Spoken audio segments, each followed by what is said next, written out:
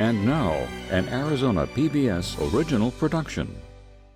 Books and Company is made possible by the Department of English at Arizona State University and by the Friends of Arizona PBS, members of Arizona PBS who give additional gifts to support original programs. Thank you.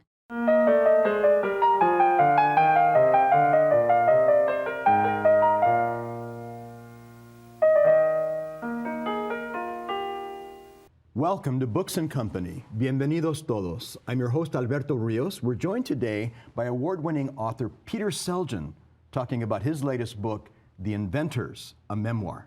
Welcome, Peter. Thanks for having me. Well, this is going to be a lot of fun. This is a wild book in so many ways from a writerly perspective, starting with point of view and all sorts of other things we'll talk about. But first, maybe you can give us a little synopsis of what happens in this book. Yes, I'm glad to. The book has a preface, has an introductory section that pretty much sums it up. So if it's okay, can I just read it? And that pretty much does the trick. This book is about two men who were very important to me. The first was there at my conception. The second came along 13 years later. Each had a profound influence on me. You could say they invented me. Such was their influence. And they invented themselves, too. The first man did so through an act of omission, by denying his past. The second did so through a series of fabrications, by lying about his. The first man was Paul Joseph Selgin, my father, who, it so happens, was an inventor. The second man was my 8th grade English teacher.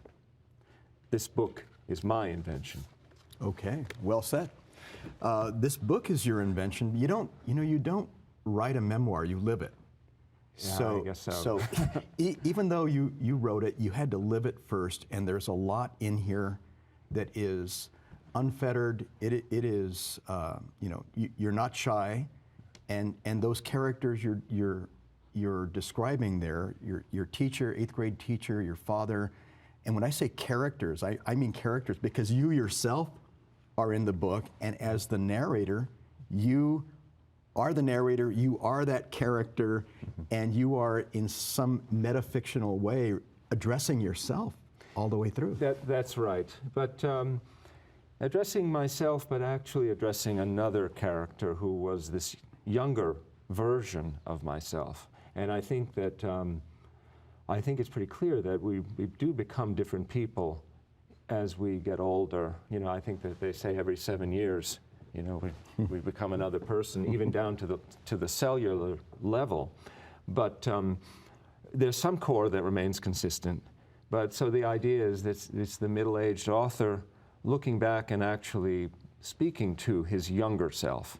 And I think that once I discovered that and wrote the book mostly in the second person, the older author addressing his younger self, allowed me to cut the umbilical cord between those two and have a level of objectivity about this younger person that made it possible to write the book by seeing it very objectively from a distance. And it was very freeing, very liberating. Well, it's interesting to hear you say very objectively.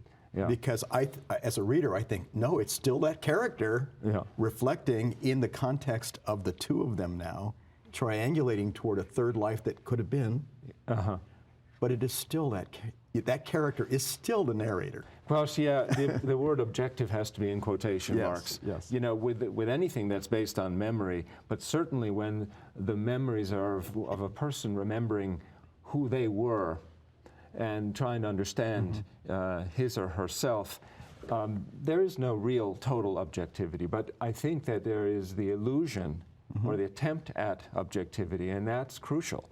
I think the reader has to believe at some level that they're getting, the true gem or something that is working hard to get things right, to see things clearly, even if it's impossible, It's a Platonic ideal. Right. That you can understand yourself and see yourself clearly somehow. In that attempt to see that life, which is yours, and you're seeing it through memory, the filter of memory, and you talk about that. You even say something to the effect that I don't know if this is the truth or if it's objective, but it's how I think of it as being the truth. Originally, in earlier drafts, I actually had these two characters argue with each other from time to time. And the older narrating author winning. Basically, the argument came down to, I was there. I'm your younger self. I was there, and the narrator saying, yes, but it's my book, and I get the last word. So memory gets the last word, and that's it. But it is a sort of contest between what is remembered, and you can't go back in time except through memory. And as I write in the book, memory. And I may read a little passage about that later. But memory, what's called episodic memory, relies greatly on the imagination to put the parts that are remembered together. So we remember facts, instances, maybe certain sensations, but once we start forming them into a story, it's very hard for the imagination not to take some part in that process. And as part of your supporting cast, you mentioned throughout, you've got a twin brother. Yeah. And George. George, and you are not the same person by any stretch of the imagination. And George, in a curious way, as a conceit of the book, gets the last word. He speaks to memory. He actually, I think it can be said, I'm pretty sure that this is the only memoir that's been published where the author's twin gets the last word. He wrote, my brother George wrote the afterword, which is very funny, and in which he contradicts many things that I say. Yeah, there's a lot of twinning that goes on in every book, but in this book especially. There's the twinning of the author and his twin brother, but there's also the middle-aged author twinned with his younger self, and then there's the twinning that happens between reader and author. That's good. Everyone who reads a book becomes, in a way, the narrator or the author's twin. That's nice. And That's there's a nice lot way to of think that kind about of parallelism, which is something I'm exploring now in a novel. I do want to read a line you've got about being a twin, which Okay. I thought was just wonderful. Having a twin brother didn't help. Rather than solve the problem of boredom, it compounded it the way a mirror on the wall of a room doubles its size. Yikes. That's a different way, a different take on twinning. I liked it a lot. I thought that was a great perspective. George and I, my brother and I, were not the kind of twins that you used to see in the old Double Mint chewing gum commercials. Right. We did everything in tandem. They rode bicycle built for two and wore the same sweaters and got along and spoke in private codes with each other. We were very competitive. We fought a lot. Well, I love George to death. I think that comes out pretty clearly. It does. And he's a great guy, but we were not, we wanted our individuality. We did not want to be lumped together. We did not want to be the Selgin twins. And so, and there's some truth to that statement, even though it sounds kind of terrible, but. I did not take it as a terrible statement. I actually saw it as an illumination of that condition, and I thought it was really just a brilliant stroke. It was not disparaging. Yeah. Even though it sounds that way, it's not. And especially in context, I think it's an explanation of something. Well, good, thank you. Yeah. There's that idea of, wanting to increase each other, to sort of add something to each other's world. But I think we were also very, very hungry for some greater idea of what life could be, what the world could be, and we were restless in the same way. Well, that leads us to the start of the book, and maybe we can go to the beginning where you're young and you're in search of all sorts of things, and it begins. You've got a household with a father who's an inventor, which is a pretty good start, and then you encounter an 8th grade teacher who speaks to your potential. My parents, it was a very eccentric upbringing in a small New England kind of dying hat factory town. My parents were both Italian immigrants, but not of the usual kind. My father had come here in the 30s and went to Harvard as an engineer from Italy, and worked for the Bureau of Standards, National Bureau of Standards, which is now the Department of Weights and Measures. And he had a very, very cushy job there as the director of the electronics division. And then he went to Italy on a vacation and met my Italian mother, who, unlike my father, who had learned English in England, in English quite well. Summers, Yeah. spoke English better than Walter Cronkite, whose building we are in at this moment. And my mother, who had this thick Italian accent, you know, and really just bare grasp of the King's English. And so the two of them kind of reminded me of the characters on Green Acres. I don't remember. Yes, I remember. Eva Gabor and Eddie Albert. Yeah. But my father was also sort of a chitty chitty bang bang character. He had his laboratory where he made these bizarre inventions, you know, at the bottom of our driveway, and it was just a fascinating thing for me as a boy to grow up with this father who had this wonderful job, unlike any other father in the town. And so it was very privileged, you know. But my father was a very, he was not just eccentric, he was egocentric. He was older. You know, he had me and my brother when he was about 50, close to.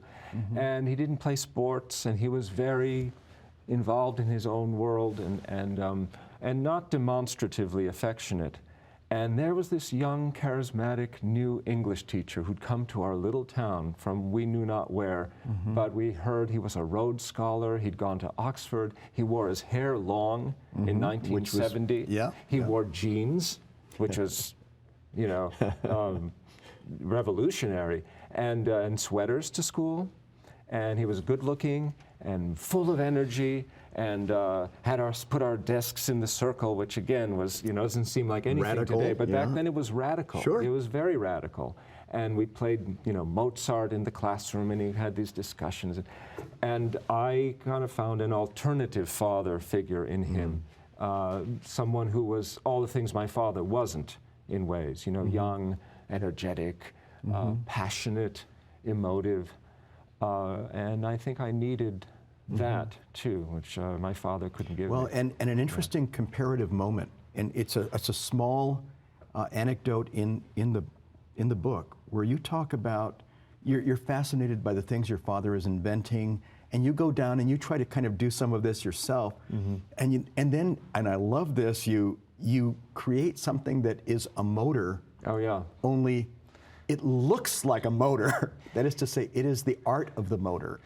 That's right. It was, I found all the parts and put together a little electric motor with a rotor and the shaft and solenoids and a cord and all this kind of stuff, but it didn't work. I call it a postmodern motor, I guess. And I guess that it was a sculpture of a motor, because I was really an artist, not an Which I thought was wonderful. engineer. It's the shift, and this is where the teacher comes in. It's the shift from pragmatic to artful. That's right. Yeah. Right? And so on. Well, I'd like to just take a moment to remind our viewers, you're watching Books and Company. I'm your host, Alberto Rios. We're joined today by award-winning author Peter Selgin, talking about his latest book, The Inventors, a Memoir. Well, that idea of shifting from the highly pragmatic father who had no patience for anything else, including religion and anything established and tribal groups of any sort, to somebody gregarious, open, embracing of the idea of the imagination, this had to be a jolt for a young man. Yeah, it was exciting. It was exciting, and yeah, again, what's interesting is the parallels, because the teacher had this sort of England connection. He had the Oxford, you know, he even had something of a bit of an English accent himself. And then my father, who had learned English and adopted England as his home country in his own mind. He was an Anglophile. So they had things in common, and yet they were very, very different. And at the same time, as I discovered only after both of them had died, each of them had this other strange thing in common, which is that I found out that my father had completely denied his past, and in ways outwardly not just rejected, but lied about it. My father had come from two very prominent Jewish-Italian families. I never heard a word of it. I never knew my father was Jewish at all. Among other things, I discovered in my research that my great uncle, Gilberto Senigalia, was the Trieste physician and gynecologist who delivered all 3 of James and Nora Joyce's children. One of them was stillborn. The other 2 what a was connection. Giorgio and Lucia, I think, who went mad. These were things I never knew. My father didn't talk about them. And then, of course, it turned out when I read the teacher's obituary a few years Many years later, yeah. That he had never gone to Oxford. He was not adopted, as he claimed, by, he had said he was an orphan and this and that. And he had multiple self-stories. He had multiple self-stories. We don't want that doesn't give anything away, but he did have multiple ways of representing himself depending on the era. Yeah. So on the one hand, he was very, very much about. He was passionate about belonging and passionate about identity and passionate about helping, especially. Yeah, helping people. And at the same time, he was in a process of denial that lasted almost his whole life. That it did last his whole life, which is sort of tragic. And interesting in all of that, and his idea of helping and nurturing, in a curious way, it did not destroy people, but they believed wholeheartedly in this, and it didn't always lead forward in the best ways. It's sort of do as I say, not as I do. Yeah. Where his example was wonderful. And he was a wonderful man in many ways. And but yeah, there was this contradiction, this sort of paradox, and the physician who couldn't heal himself, and. One of the things we were talking about the motor earlier, both the artfulness of the motor, the sculpture as you call it of the motor, and the working motor. In your book, you have the actual diagrammatic representations of the patents your father had. Yeah. That was a very interesting visual aspect of all of this. So detailed, so we presume adept at working. These were real things, counterpointed by all the emotion and the other. These were your father incarnate on the page. And there's also a sort of parallel between the subjective and the objective, where the patent illustrations are sort of illustrative, and they're very beautiful. They are. The only reason I found them was Google has all patents online. You can find now archived in Google anything that's ever been patented with these beautiful illustrations. There are my father's patents, about 50 of them. Wow. And I downloaded them, and the publishers put them into the book. You may want to show the readers. Yeah. But so that, subjective versus objective. My father was this, in many ways, such an objective person, such a rational person, and yet there was this huge buried subjective element in his denying his past and sort of recreating himself as this sort of Anglophile, atheist. And the teacher who sort of represented emotion and art, the more subjective, emotional thing. But they were always sort of working together. And interestingly, on the same parallel line, my brother, who became an economist, while I became an artist. But George, as you see from his afterword in the book, there's always art and science, objectivity and subjectivity are twinned.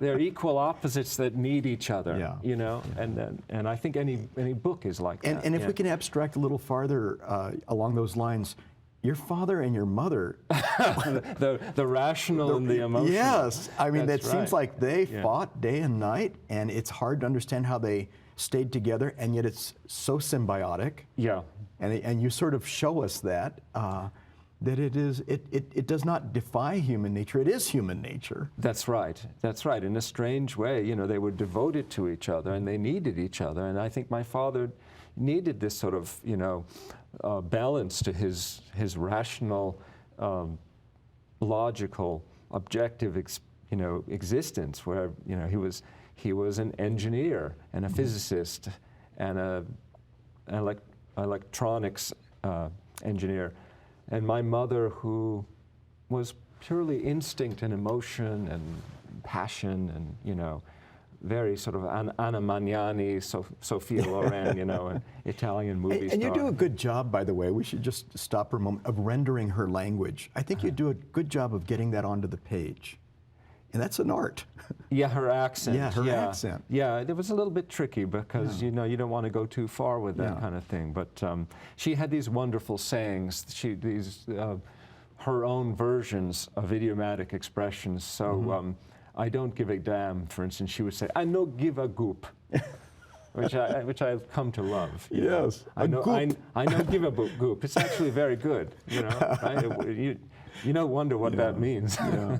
And she uses it several times to great effect in the book. So. Yeah, yeah. Well, that's sort of the beginning of the book. You've got this teacher, this father, this household, you know, all these things going on. And then a lot of the rest of the book is what you refer to as Maslow's idea of self-actualization. And the rest of the book kind of seems to me to try to go in search of that. Could you talk about that a little? Well, there's the search, on the one hand, by being chosen in a way by this teacher. You know, he and I became very close from when I was 13. I would visit him after school. I was his chosen student, and I was made to feel special. I was special. I had a special destiny, and I believed it, which was not always a good thing. To believe that you're special at that age, or at any age really, is a problem, because as you eventually are doomed to find out, everyone is special.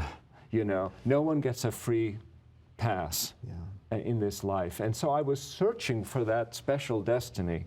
It sort of reminds me of that Henry James story, The Beast in the Jungle. Do you know? Yes. Where the beast in the jungle comes out and tells the character, Archer, whatever his name is, that he has a special destiny. And so this character lives his whole life waiting for his special destiny until finally his life is pretty much over and he re-encounters the beast in the jungle and says, I don't understand, you told me I had a special destiny, where is it? What happened?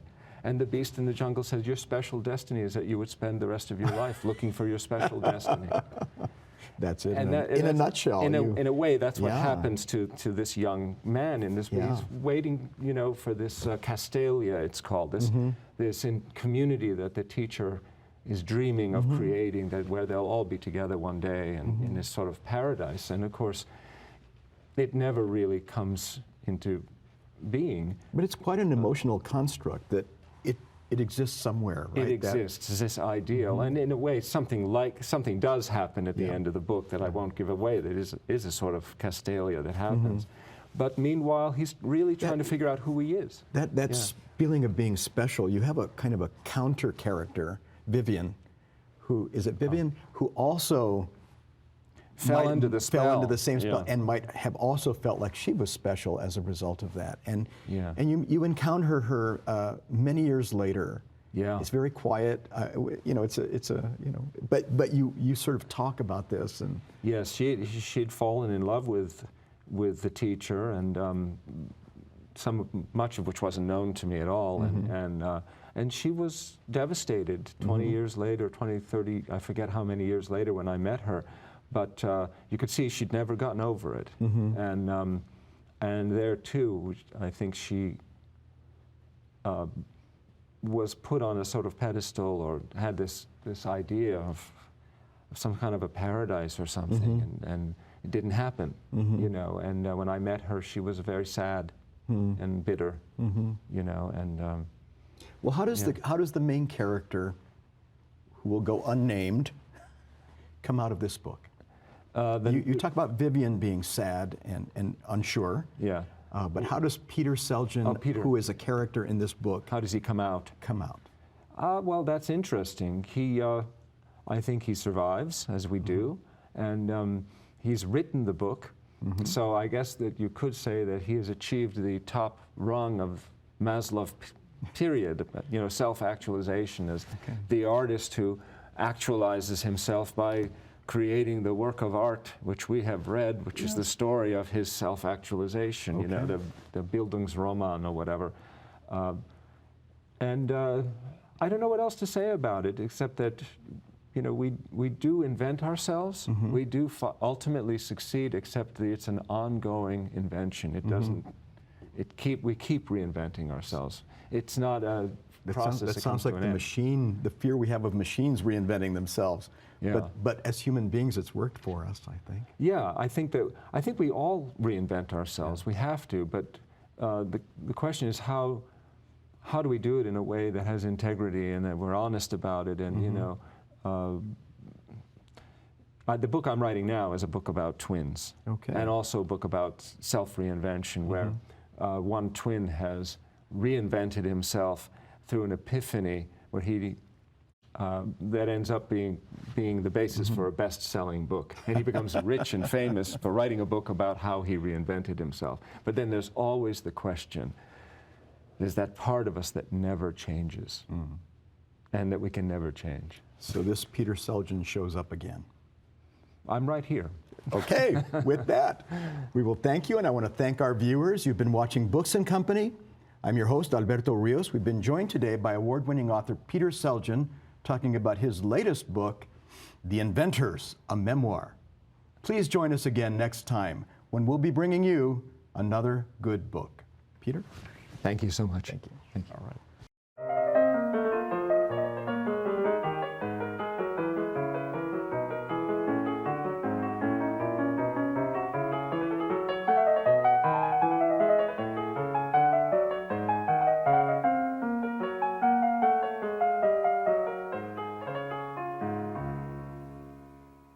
Books and Company is made possible by the Department of English at Arizona State University and by the Friends of Arizona PBS, members of Arizona PBS who give additional gifts to support original programs. Thank you.